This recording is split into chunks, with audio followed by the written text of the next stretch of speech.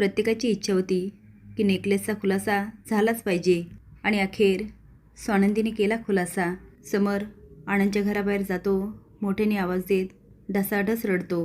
तर या मालिकेच्या 23 आणि 24 मार्चच्या भागामध्ये आनंदच्या लॅपटॉपमध्ये जे व्हिडिओ दिसत नसतात त्यासाठी आनंद टेक्निशियनला बोलवतो.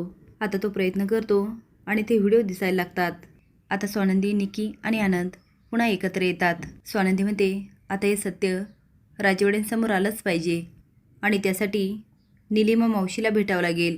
आनंद म्हणतो स्वानंदी वहिनी काही पण कर, पण माझ्यावर जो आळ आला तो लवकरात लवकर घालव, कारण हे आता मला सहन नाही होत. स्वानंदी म्हणते आनंद दादा तुम्ही अजिबात काळजी करू नका, आता फार वेळ हे सत्य लपून नाही राहणार. आता स्वानंदी जे काय करायचं ते सगळं करते आणि अखेर निलिमा मावशीला घरी बोलवते. आता समर, मलिका आणि सगळेच जमतात. स्वानंदी पहिले निलिमाला विचारते की आनंद दादाने जो नेकलेस आणला होता तो नेकलेस निकिताताईच्या पर्समध्ये तुम्ही टाकला होता ना.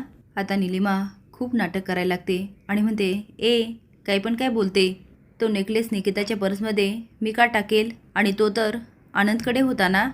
मलिका म्हणते स्वानंदी अगं काही काय बोलतेस, निलिमा का करेल असं, आणि खरं तर ह्या नेकलेसबद्दल तिला काहीच माहिती नव्हतं, तो तर आनंदला आणायला सांगितला, म्हणजे तो त्याच्याकडेच असणार, तो निलिमाकडे येणारच कसा. अर्पिता म्हणते दादा बघितलंस, चोरी केली ते आनंद आणि त्याच्या बायकोने, आणि आळकोणावर घेते निलिमा मावशीवर. काय गं स्वानंदी तुला शोभतंय का. मी म्हटलं ना दादा, हिला आपल्यापेक्षा ते आनंद आणि निकिताची जास्त काळजी आहे, आणि तो नेकलेस निकिताच्या पर्समध्ये मावशीने टाकला ह्याचा तुझ्याकडे काय पुरावा आहे. स्वानंदी म्हणते आहे माझ्याकडे पुरावा. आता मात्र मलिका, अर्पिता, अंशुमन आणि निलिमाच्या पायाखालची जमीनच सरकते. निकी म्हणते आनंद काय झालं असेल रे, तो व्हिडिओ रन झाला असेल ना. आनंद म्हणतो माहिती नाही. निकी म्हणते नाही, मला स्वानंदीवर पूर्ण विश्वास आहे. आज स्वानंदी समोर ते सत्य आणणार म्हणजे आणणार. ती स्वतःचं समाधान करते, पण तिला मात्र खूप भीती वाटत असते. आता स्वानंदी लॅपटॉप ओपन करते आणि त्याला पेनड्राईव्ह लावते आणि पुन्हा एकदा म्हणते दागिनीच्या डब्यामधून तो हार काढून निकिताताईच्या पर्समध्ये तुम्ही टाकलात ना. आता तर निलिमाला घामच फुटतो. आता सगळेच व्हिडिओ बघायला लागतात. त्या व्हिडिओमध्ये निलिमा हळूच गाडीमध्ये जाते आणि निकिताच्या पर्समध्ये तो हार टाकते. हे बघून तर मलिकाचे डोळेच पांढरे होतात. समर ते बघतो आणि त्याला दिवसा तारे दिसतात. त्याला आठवतं त्याने आनंदवर नको ते आरोप केलेले असतात. त्यावेळेस निकिता त्याला खूप समजावण्याचा प्रयत्न करते, पण समर काय ऐकत नाही. आता समरला मेल्याहूनही मेल्यासारखं होतं. तो म्हणजे आनंद आणि निकिताचा काही दोष नव्हता. आता मात्र समरची अवस्था खूप वाईट होते. त्याला आठवतं तो आनंद आणि निकी हे ऑफिसमध्ये बसलेले असतात आणि समोर म्हणतो तुम्ही दोघांनी माझी कधीच साथ सोडायची नाही, मी फक्त तुमच्या दोघांवरच विश्वास ठेवू शकतो आणि मला तुमची शेवटपर्यंत साथ हवी आहे. आता समर बरंच काही बोललेला असतो आणि तिघं पण एकमेकाला मिठी मारतात.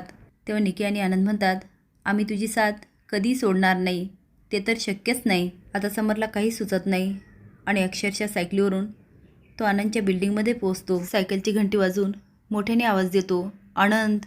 आता निकी आणि आनंद एकमेकडे बघायला लागतात.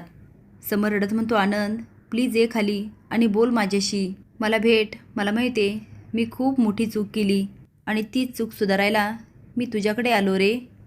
आता तर आनंद डोक्यालाच हात लावतो. निकी म्हणते आनंद अरे तो आवाज देतो, पण आनंदची काही हिंमत होत नाही.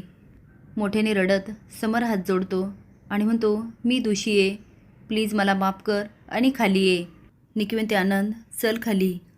समर म्हणतो मी ओळखायला चुकलो रे, सुख असू दे दुःख असू दे तू कायम माझी साथ दिलीस, आणि मी काय केलं तुझ्यावर चोरीचा आळ घेतला, खरं तर मी माफ करण्याच्या पण लायकीचा नाही आहे. आता तिथे स्वानंदी पण येते आणि ते राजवाडे तुम्ही शांत व्हा बरं. समोर म्हणतो स्वानंदी मॅडम कसा शांत होऊ, अहो तुम्ही जर सत्य समोर आणलं नसतं तर आनंदवर किती अन्याय झाला असता. मी विचार तरी कसा करू शकतो की आनंद सगळं करेल, खरं तर तुमच्या जागेवर मी हवा होतो आणि आनंदबद्दल मी विश्वास दाखवायला हवा होता. आजी बरोबर बोलते, मला माणसाने ओळखता येत. आता समर खूप पश्चाताप करत असतो. तेवढ्यात आनंद येतो आणि त्याचा हात पकडतो. समर म्हणतो आनंद मला माफ कर. आनंद म्हणतो प्लीज समर, तू माफी नको मागू. अरे तुझी काय चूक आहे? तुला जे दाखवलं तेच तू बघितलं. समोरून तो नाही, पण मी तुझ्यावर विश्वास ठेवायला हवा होता. निकी म्हणते, पण मी सांगत होते ना. पण स्वानंदी हा पहिल्यापासूनच मॅड आहे. आता आनंद तिला हात करून थांबवतो, पण ती निकीच ती काय बोलायची थांबत नाही. समोरून तो बोलू दे तिला आणि तू पण बोल, पाहिजे तर माझ्या 2 कानाखाली मार. आनंद म्हणतो समोर, अरे हे काय बोलतोस? आता दोघं पण एकमेकाला मिठी मारतात आणि स्वानंदी आणि निकीच्या डोळ्यात पाणी येतं. आता निकी पण जाते आणि दोघांनाही मिठी मारते. इकडे मात्र मल्लिका, अर्पिता आणि अंशुमन यांची मात्र खूप तडफड होत असते की जे काय झालं ना ते स्वानंदीमुळे. आता तो आनंद वापस येणार आणि आपण कंपनीमध्ये काहीही करू शकत नाही. ह्यामुळे मल्लिका माशासारखी तडफडत असते. आता आनंद परत आला तर मला काय वाटतं, आता अर्पिताची पोलखोल व्हायला पाहिजे का? हे कमेंट बॉक्समध्ये नक्की सांगा. नवीन अपडेट जाण्यासाठी लाईक आणि सबस्क्राईब करा. धन्यवाद.